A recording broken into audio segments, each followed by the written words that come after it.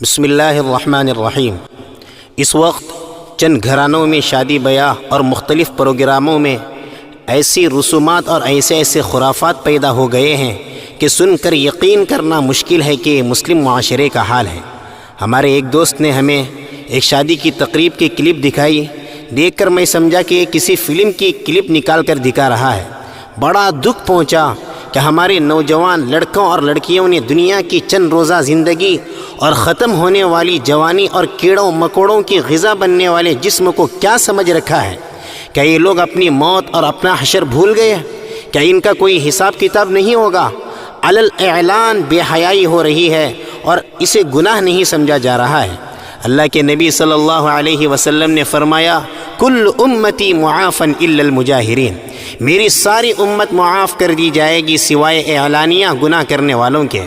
یاد رکھیے، شادی بیاہ میں غیروں کے رسم و رواج لانا، لڑکیوں کی تصویریں عام کرنا، مردوں اور عورتوں کا ایک دوسرے کے ساتھ ملنا، پروگرامات میں ڈانس کرنا، پروفائل اور اسٹیٹس میں لڑکیوں کی تصویریں رکھ کر گانے اور میوزک کے ذریعے بے حیائی پھیلانا، یہ ایسے گناہ ہیں کہ جتنے لوگ اس میں مبتلا ہوں گے، اس جرم میں ان کے ساتھ گھر کے ذمہ داران کا بھی حصہ ہو سکتا ہے۔ لہذا گھروں اور اداروں کے ذمہ دار اس کی طرف توجہ دیں۔ جو لوگ روزانہ اسٹیٹس پر گانے اور میوزک رکھتے ہیں، لڑکیوں کی تصویریں رکھتے ہیں جو سیکنڈوں اور منٹوں میں ہزاروں کو شیئر ہوتے ہیں، خدا را ہوش کے ناخن لیں۔ کسی وقت بھی تمہاری آنکھیں بند ہو گئی تو پتہ چلے گا کہ تمہاری ایک تصویر یا ایک گانے نے تمہیں اللہ کی بارگاہ میں اتنا بڑا مجرم بنا دیا ہوگا کہ تصور نہیں کر سکتے۔ پھر پچھتانے اور قبر میں رونے چلانے سے کچھ فائدہ نہیں ہوگا، اور یہ گناہ جاریہ ہے۔ جب تک یہ چیزیں وائرل ہوتی رہیں گی، سب کے گناہوں کا بوجھ تمہارے سر پر ہوگا۔ اسٹیٹس کا مطلب حیثیت اور اوقات۔ آپ اسٹیٹس پر بے حیا تصویریں رکھ کر اپنی حیثیت بتا رہے ہیں کہ آپ کی کیا اوقات ہے۔ دوسری بات، گھر کے ذمہ داروں سے میری گزارش ہے، آئندہ سے جب بھی آپ کے کسی بچے کا رشتہ طے ہو جائے، رشتہ طے کرتے وقت یہ لڑکی والوں سے صاف کہہ دو کہ ہمارے یہاں کوئی رسم و رواج نہیں ہوگا، چاہے تم کتنے بڑے مالدار کیوں نہ ہو، ہمارے یہاں کوئی رسمی چیز آپ نہیں بھیجیں گے، چاہے مہندی رسم ہو، بھیتیا بھاڑو ہو یا کوئی چیز ہو، چاہے آپ کے پاس کروڑوں روپے ہو۔ اس وقت درمیان میں نانی آئے گی، دادی آئے گی لڑکی والوں کی طرف سے، وہ کہے گی نہیں ہماری پہلی بچی کی شادی ہو رہی ہے، کبھی کہے گی ہماری دوسری بچی کی شادی ہو رہی ہے، ہم پوری دھوم دھام سے ساری رسمیں منانا چاہتے ہیں۔ میرے بزرگوں، ان سے کہو نانی جان، دادی جان، نانا جان، دادا جان، اگر بھائی رکاوٹ بنے تو بھائی کو سمجھاؤ، بھائی جان دیکھو ہم تو رسمیں منائیں گے لیکن ہم غریبوں کی گردن پر چھری چرانے والے بن جائیں گے۔ 2 دن کی خوشی ہماری تو ہو جائے گی لیکن ہمیشہ کے لیے غریبوں کے لیے راستے بند ہو جائیں گے۔ اس لیے اللہ کے واسطے 2 دن کی خوشی کو قربان کر دو تاکہ وہ بیچارے غریب بوڑھے جو اپنی پیٹھ پر بوریاں اٹھا کر روزانہ 100-200 روپے کماتے ہیں، جب ان کی بیٹی جوان ہو جاتی ہے ان کے لیے راتوں کی نیندیں مشکل ہو جاتی ہے، پریشان ہونے لگتے ہیں کہ اب میری بیٹی کی شادی کا وقت قریب آ گیا، میں کہاں سے اتنے پیسے لاؤں؟ اور اپنے والدین کی پریشانی کو دیکھ کر بیٹی بھی پریشان ہو جاتی ہے اور وہ کبھی شکایت کرتی ہے، اللہ نے مجھے بھی مرد بنایا ہوتا، مجھے بھی مالدار گھرانے میں پیدا کیا ہوتا، مجھے اللہ پیدا ہی نہیں کیا ہوتا۔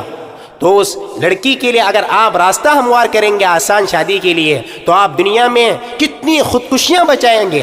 اس وقت کتنی خودکشیاں ہو رہی ہے، کتنی اموات ہو رہی ہے، بیچاری لڑکیاں اپنی جان دے رہی ہے اپنے آپ کو دنیا میں مصیبت سمجھ کر۔ آج ہم نے نکاح کو مشکل بنا دیا۔ دیکھیے کہیں شادی ہوتی ہے 6 مہینے 8 مہینے پہلے سے تیاری ہوتی ہے، شادی کی اتنے لوازمات کہ قرض پر قرض لے رہے ہیں اور زندگی بھر قرض ادا نہیں ہو پاتا۔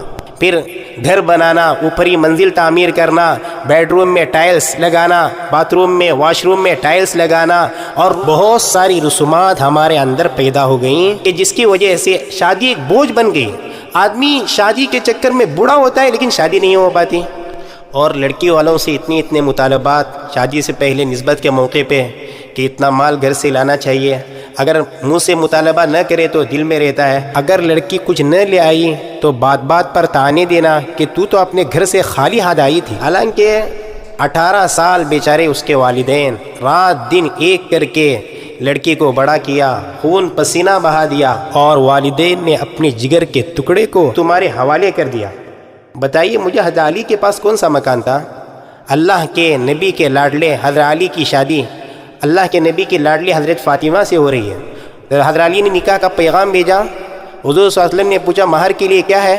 کہا ایک گھوڑا اور ایک زیرہ۔ حضور صلی اللہ علیہ وسلم نے فرمایا گھوڑا تو جنگ کے لیے ضروری ہے۔ حضرت علی رضی اللہ عنہ نے زیرہ بیچ کر مہر ادا کیا۔ مکان نہیں تھا حضرت علی کے پاس شادی کے موقع پہ، ایک صحابی نے مکان کا انتظام کر لیا، لیکن افسوس آج کل اللہ نے شادی اتنی آسان کرنے کے باوجود لڑکی کے لیے تو شادی کا کوئی خرچہ ہے ہی نہیں، نہ ولیمے کا خرچہ ہے، نہ شادی کے بعد خرچہ ہے، اور شادی کے بعد بھی لڑکی پہ ایک پیسے کا بھی خرچ نہیں، نہ لڑکی پر، نہ لڑکی کے بھائی پر، نہ لڑکی کے والدین پر، بلکہ شادی کے بعد پورے اخراجات شوہر کے ذمے ہیں۔